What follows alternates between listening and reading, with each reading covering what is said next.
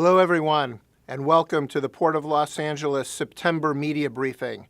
I'm the Port's Communications Director, Philip Sanfield, and with me, as always, is Executive Director Gene Seroka.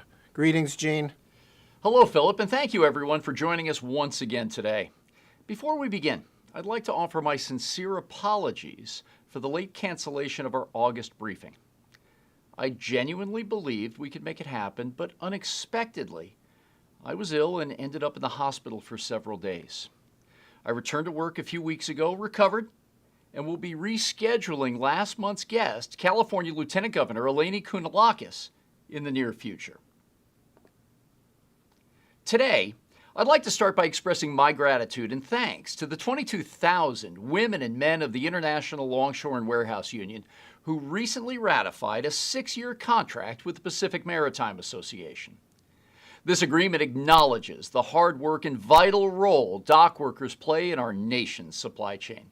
It also instills stability and confidence for our customers, which impacts their decisions for both immediate and future shipping needs. Through the leadership of the ILW International President Willie Adams and the Pacific Maritime Association President and CEO Jim McKenna, this contract demonstrates the effectiveness of the collective bargaining process. President Biden summed it up best when he welcomed the ILWU and PMA leadership to the White House last week, and I quote, "It's a good deal for workers, it's a good deal for companies, and it's a good deal for the United States of America." I'm grateful to both the ILW and PMA, as well as the Biden-Harris administration, particularly Acting Labor Secretary Julie Su, for their all-out effort to reach the finish line. Now, it's time to bring the cargo back to the San Pedro Bay. With that intention, I recently traveled to Asia and Australia to participate in multiple supply chain symposiums hosted by our friend Waldo Basilia and APL Logistics. While there, I was honored to lead discussions and share insights with more than 75 retail, industrial, and automotive company representatives. This is a crucial moment for us to engage with our customers and provide them the ground truth about the Port of Los Angeles and all we have to offer. I've been sharing the same messaging stateside as well, with visits to agricultural exporters up in Tacoma, out in Virginia, supply chain leaders in Indiana, along with elected officials in our nation's capital and right here at home in Los Angeles. And that message is very simple. First, when we're operating on all cylinders, as we are right now, there's no better choice for cargo than the Port of Los Angeles. Second, we're going to continually invest in infrastructure and technology with a laser focus on velocity and efficiency. And last, with the labor contract now in place through the year 2028, you can continue to rely on our longshore workers and terminal operators to keep the containers moving at the Western Hemisphere's busiest port. All this is just the beginning of the efforts we're going to be making, along with our partners, to reinforce the Port of LA's value proposition. Thank you, Gene. Let's turn to the latest cargo data. Where do we stand both for August and year to date? Philip, coming off a lighter July, August was a very solid month. The Port of Los Angeles handled 828,000 container units, 21% more than July and 3% above last August.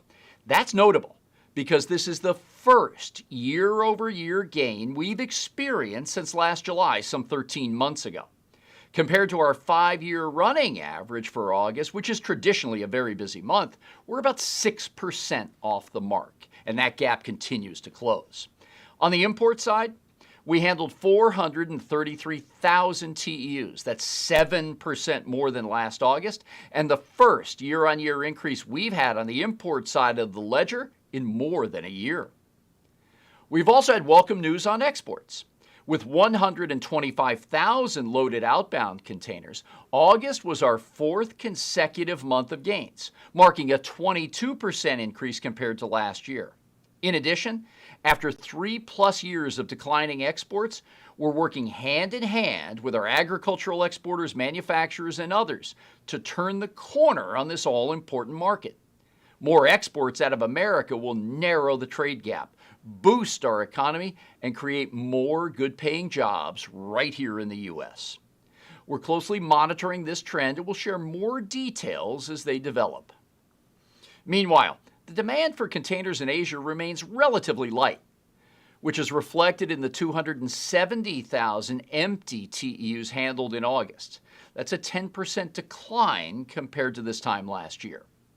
So, 8 months into 2023, the Port of Los Angeles has processed about 5.7 million container units. That's 21% below last year and a 12% decline from our 5-year average at this juncture. Overall, as we navigate through what's expected to be a muted peak season, global trade is slower overall. This is supported by data we constantly monitor. For example, 3 specific points. First, export numbers out of Asia are declining. China's had 3 consecutive months of weak exports. South Korea and Vietnam have also seen drops in their respective volume. I mention this because these are 3 of our top 5 trading partners. Second, warehouse inventories across the United States remain elevated, and that's evident from the Fed's inventory sales ratio, which remains at 1.40, meaning we've got 40% more inventory behind everything we sell. Experts would like to see this at about 10% of a warehouse buffer in this area.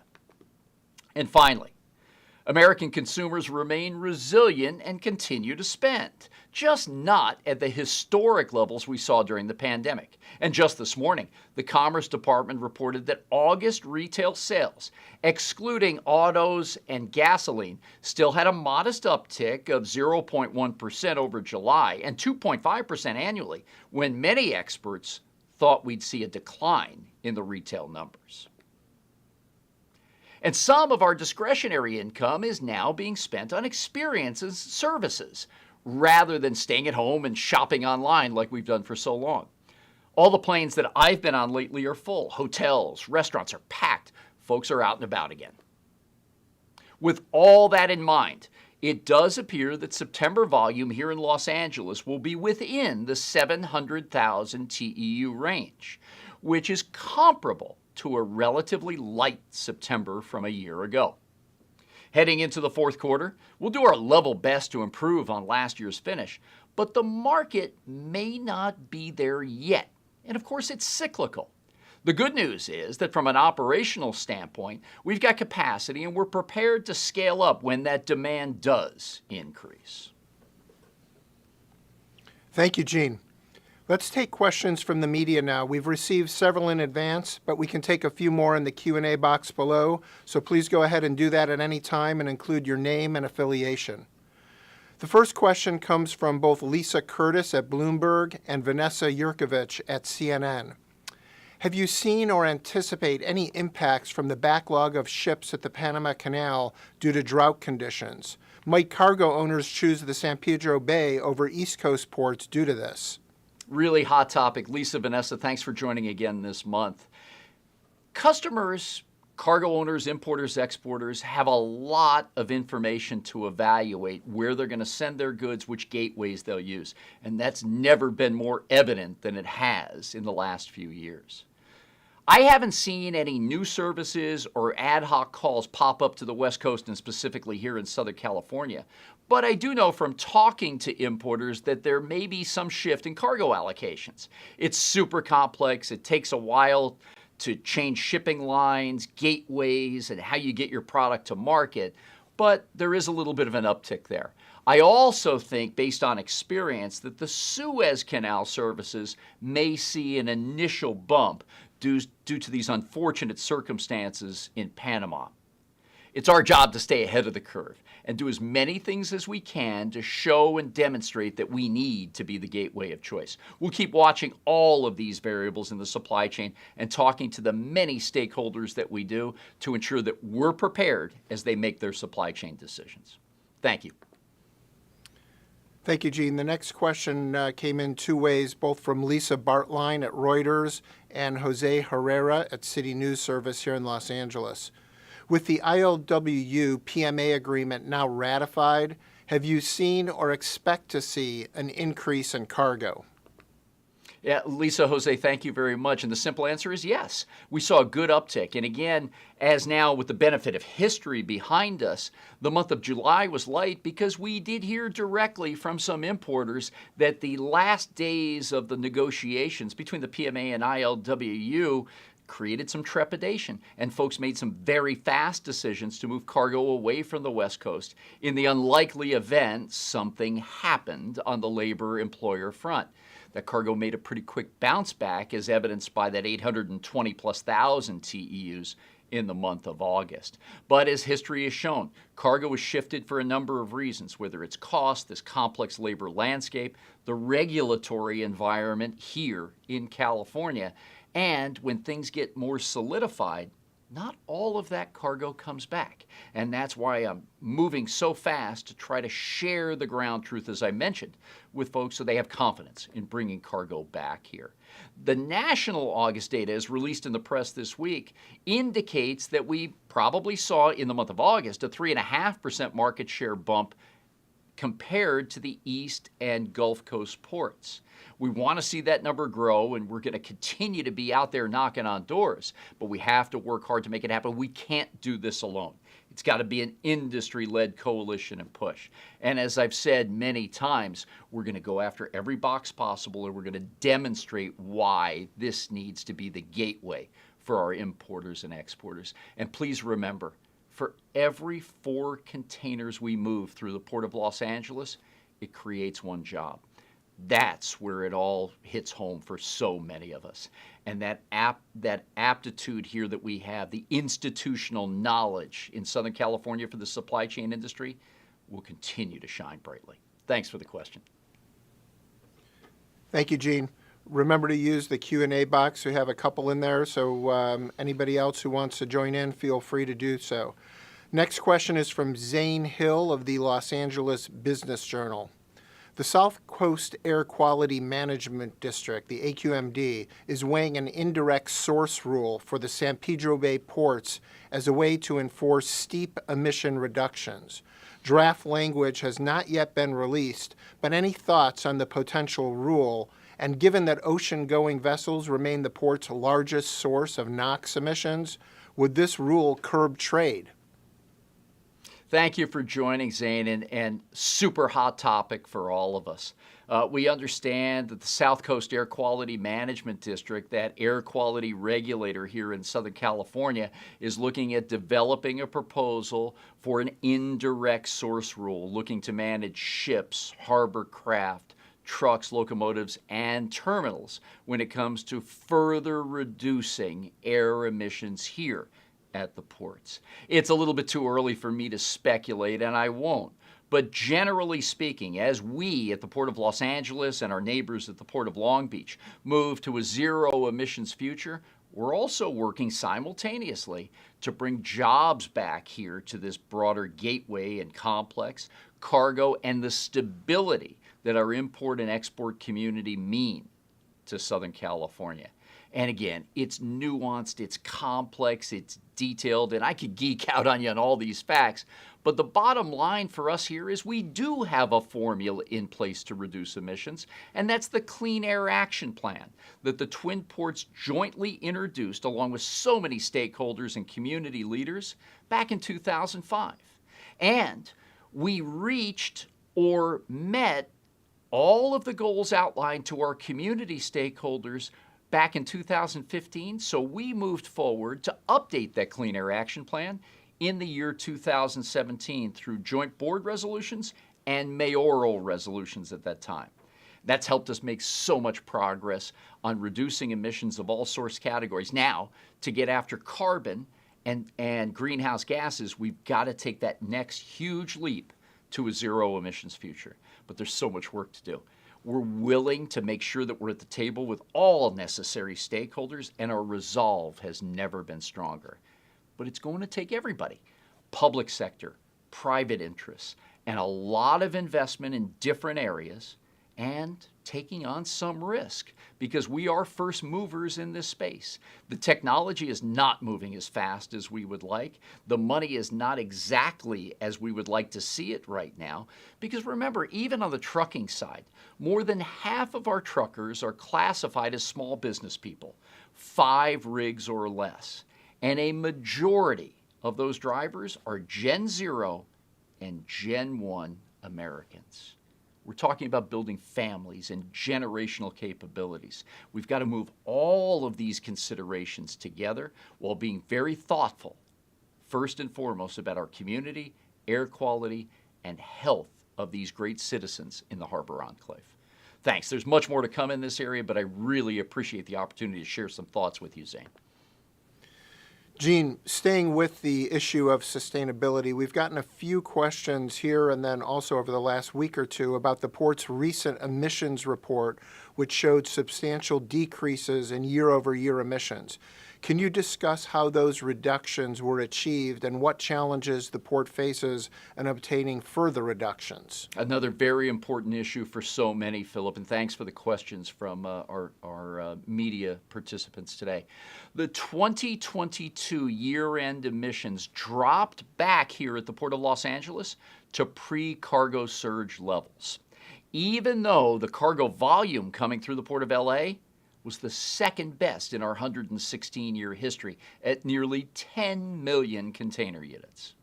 A new container vessel queuing system developed by the PMA, ILWU, and the Marine Exchange helped eliminate ships at anchor by changing the cadence of departures from Asia and arrivals here to Southern California, significantly reducing emissions. And as we've said many times, removing bottlenecks, whether it's trucks idling or trains waiting, eliminates that pollution as well. Keeping things fluid and moving here looks very different when it comes to trying to reduce emissions.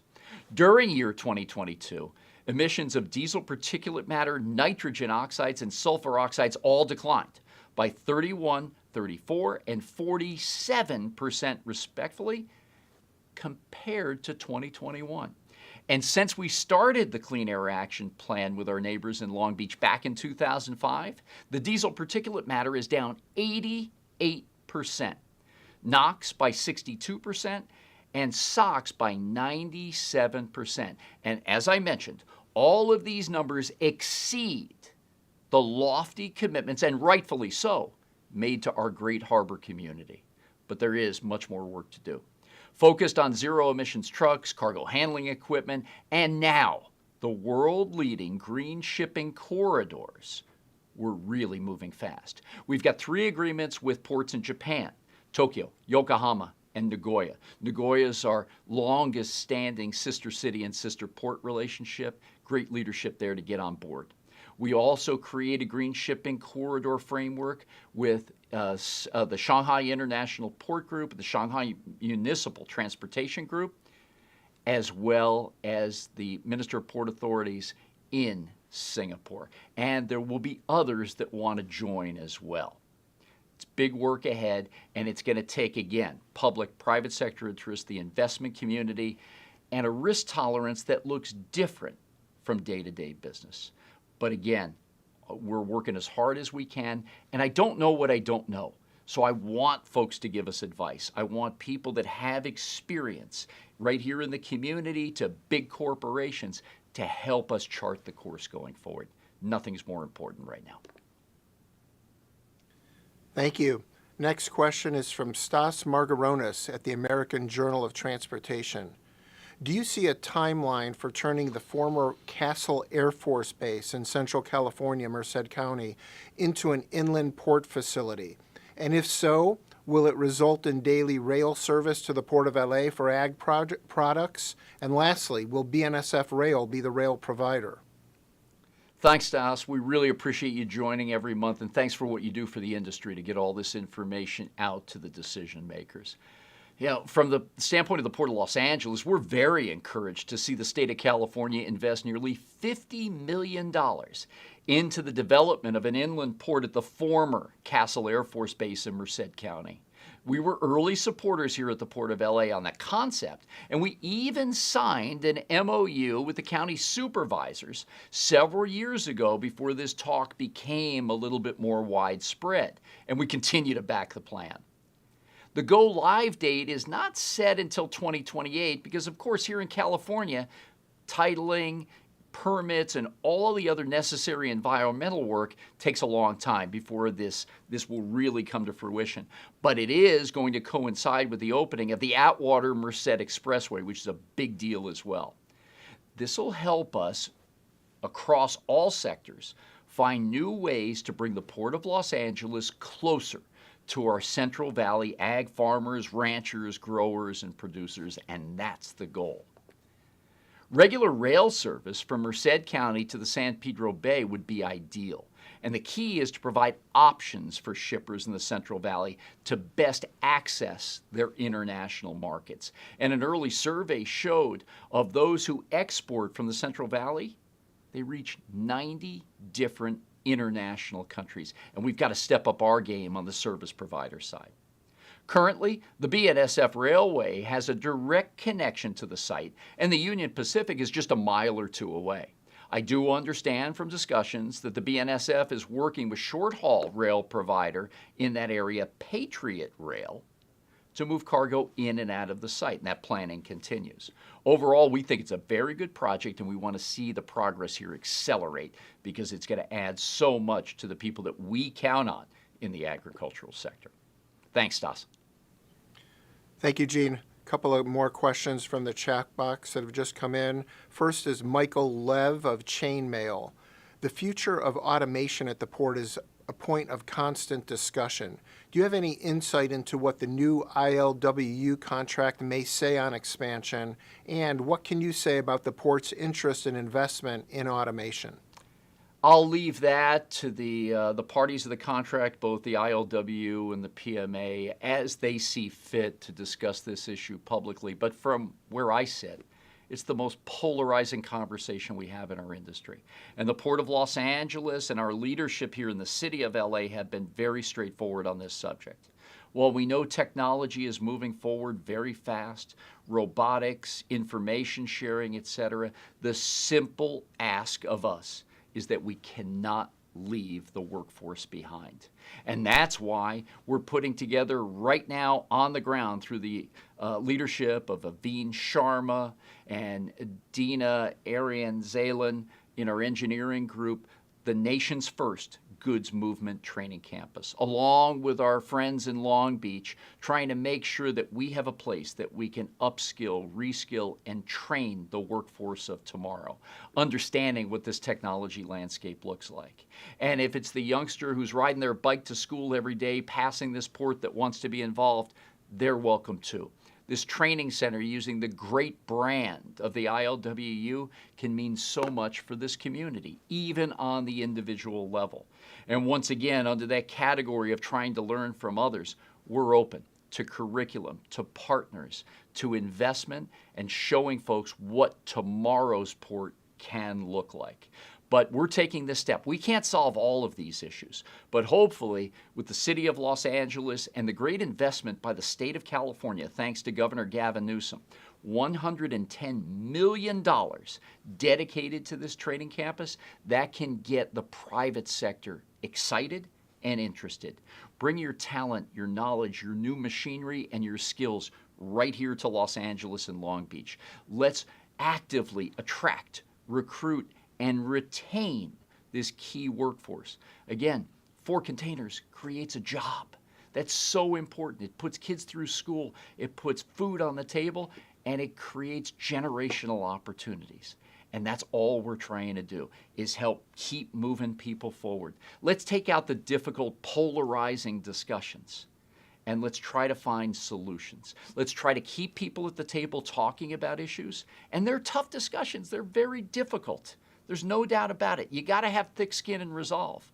And we're trying our level best to do just that.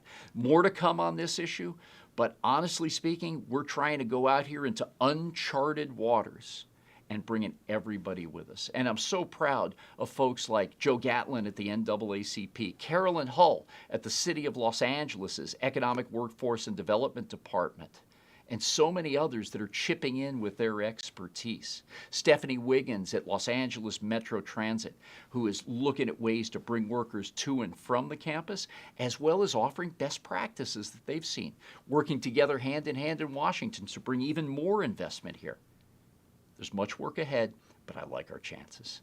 Thanks, Bill. Really appreciate it. Thank you. Next question's from Deborah Belgum, I believe with Women's Wear Daily. What is the vacancy rate of warehouses around Southern California? Yeah, right now it appears from all the intelligence we have from great companies like CBRE, JLL, and Prologis, we've got about a 4% vacancy rate in this wide-reaching Southern California warehousing market. And please remember, 2 billion square feet of warehousing space under roof from the shores of the Pacific out to the desert region in Southern California. It's the biggest complex in the world of this type. And their warehouses, cross-dock facilities, fulfillment centers for e-commerce, distribution centers for local, regional, and cross-border business. This is an amazing part of the value proposition of Southern California, and these partners are so important to our future strategy to attract cargo, jobs, and keep propelling our emphasis on a zero emissions future. Majestic Realty and Fran Inman, of course, a mentor to many of us, continue to talk about the virtues of Southern California, but we got to work through all these issues. The cost, making sure that we have the right folks on the job and that they're well trained and have the opportunity to succeed, and a regulatory environment that could be achieved if we keep working together and talking at the table. So we appreciate everyone's involvement today, and this warehousing complex is central to this growth strategy. Thank you. Looks like we've got a couple more questions, so if any journalists have any more, please use the Q&A box in the next few minutes. Next question is from Eric Watkins at Cargomatic.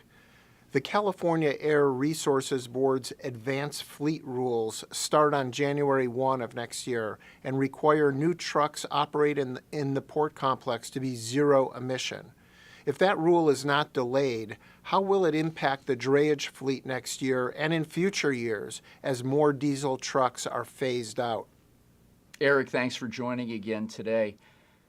I won't mince words. This is a really big deal to all of us on so many levels. And again, in an industry now that has so much national and international attention, this too is a very complex issue. And for those joining on this subject for the first time, the California Air Resources Board has announced a law that requires any new trucks wanting to do business at the ports beginning on January 1st of next year, 2024, and to get their license to do that work must be zero emission.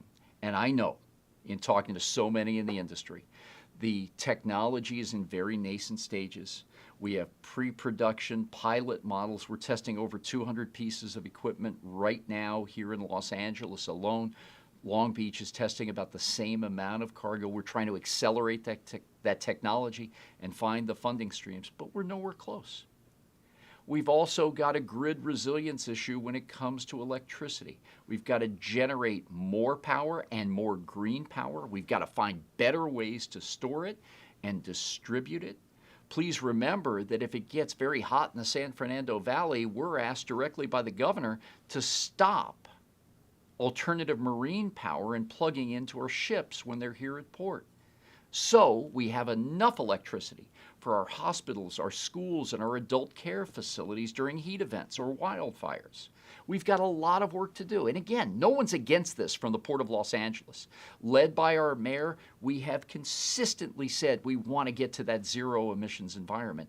But the how we get there is the biggest question.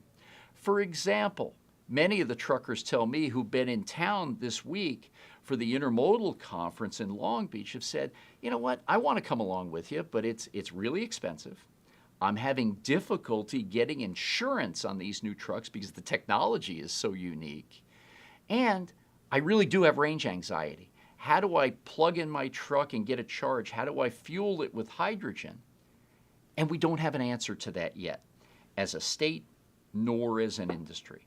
Our cargo comes in three basic segments: the local cargo that supports suburban Los Angeles and the 10 million residents we have here. Cargo that goes out to the Inland Empire, as I mentioned, that gets resorted, packaged, ticketed, and goes out to all 50 states in the Union. And that intact ocean box that comes from Asia gets put on the on-dock rail here in Long Beach and Los Angeles and moves to 14 different markets in the country. Simply put, if we took a map of where all the diesel stations are today and started with that basic premise to put charging, hydrogen, or other clean fuels in place to give our trucking community and customers confidence, that would be a really good start. Government can't invest everything that we need, but it sure can make a statement to the private sector and give them confidence to come behind us or in partnership with us to invest. So there's some very, very straightforward and clear opportunities we have here in an industry that's so complex. If we can simplify this, we'll really start running very fast. But we need everybody working. Let's put aside differences and focus on what that common goal is. And I like our chances. We can't do this alone as well as a port, even though we're big. We're the largest container port in the Western Hemisphere. Long Beach and Los Angeles are double the size, more than double, of the next biggest port complex in the country.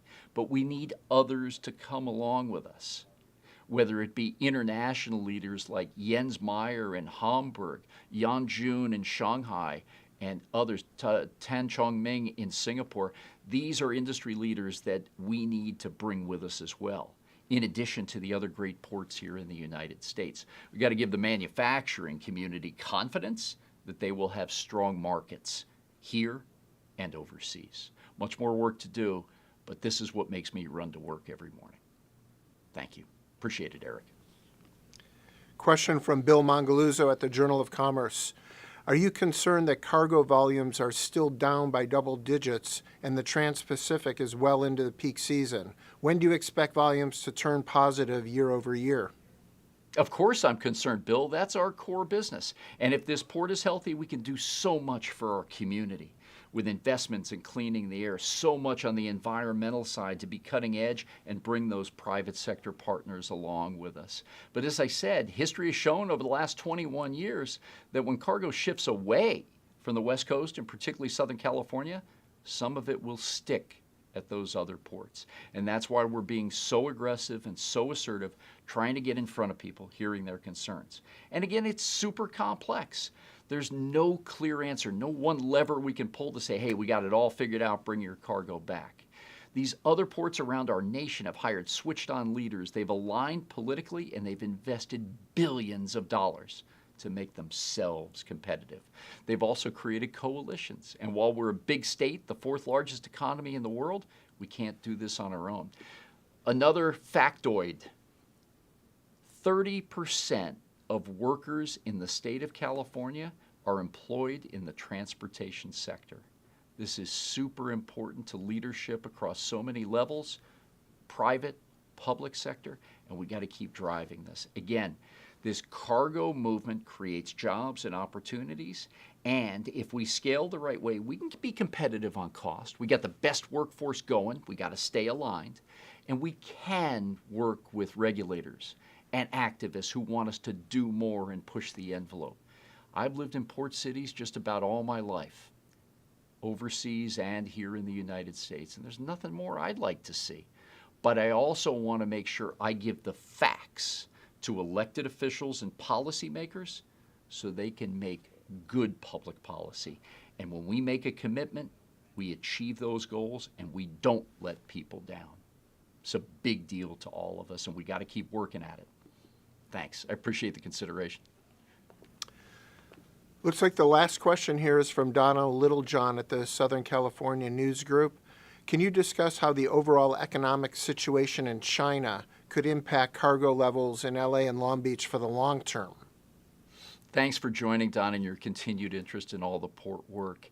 I was just in Hong Kong. We had a lot of folks representing companies from China come into our meetings that we held with APL Logistics back about a month ago. And having lived in China, I've maintained strong business and friendships for the better part of 2.5 decades now. A lot of people who don't see this work on the ground day to day are really concerned about China's economic stability. And here in the second quarter of 2023, China's gross domestic product increased by 6.3%. Their first quarter growth was a little over 5%. Now, that's not as fast as China's standards and recent history would show, but it sure isn't a reason to cause panic.